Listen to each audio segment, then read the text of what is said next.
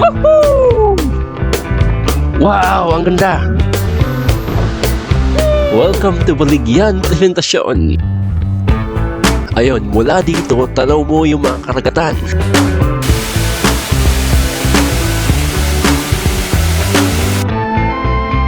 Kumusta kaibigan? Panibagong araw, panibagong adventure. Tara, samahan niyo akong tuklasin ang ganda ng kalikasan.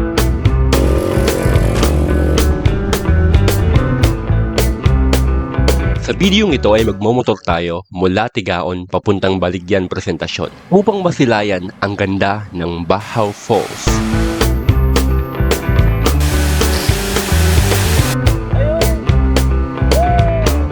At ipapakita ko rin sa inyo ang kondisyon ng daan patungong Baligyan. Malawak na din yung simentado, no? Medyo malubak pa.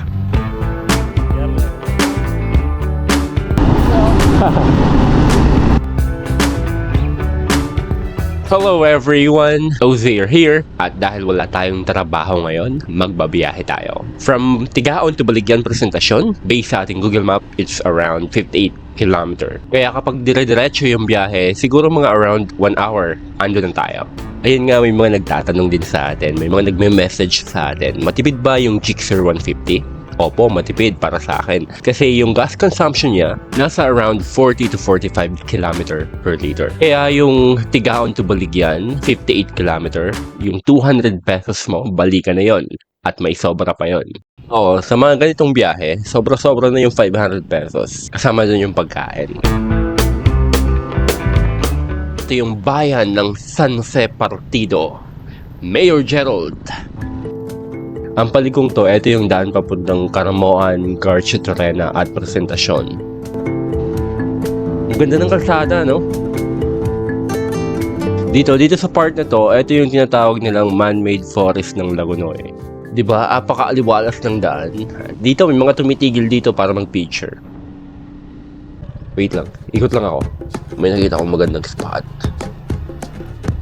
Ayun! Woohoo!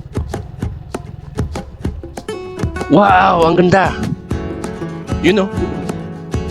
Ayun, mula dito, tanaw mo yung mga karagatan. Yung mga ganitong tanawin, mapapatigil ka talaga. Isa sa mga gusto ko kapag nagmomotor ay yung hindi nagmamadali. Ninanamnam at ine-enjoy ang bawat tanawin na ating madadaanan. Ito yung sentro ng Presentasyon. So medyo malapit na tayo.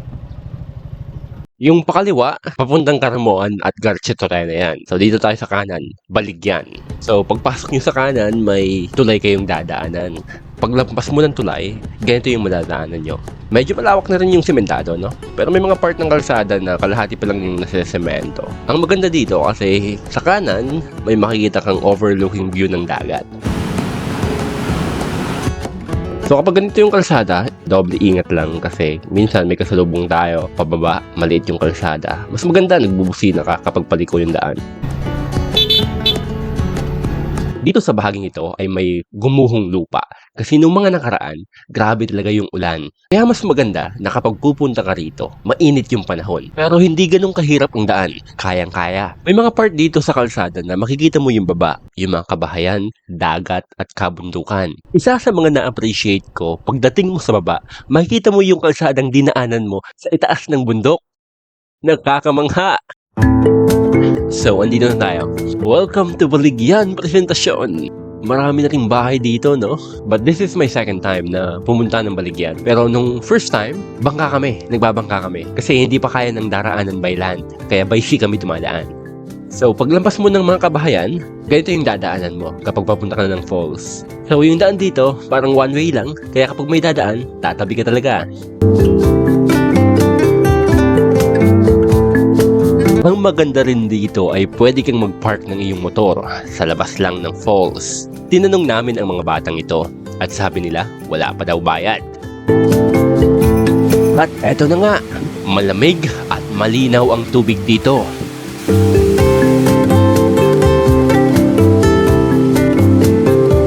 Pagdating namin dito may mga batang naliligo. Grabe ang saya nila.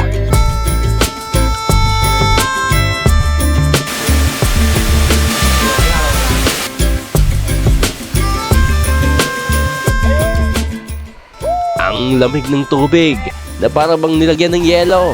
Pero apakaganda.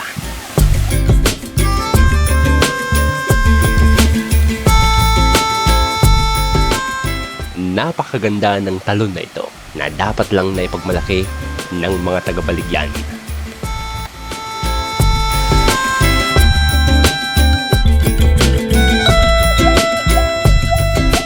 Baligyan, isa sa 18 barangay ng presentasyon sa Camarines Sur na talaga namang mayaman sa natural na ganda ng kalikasan.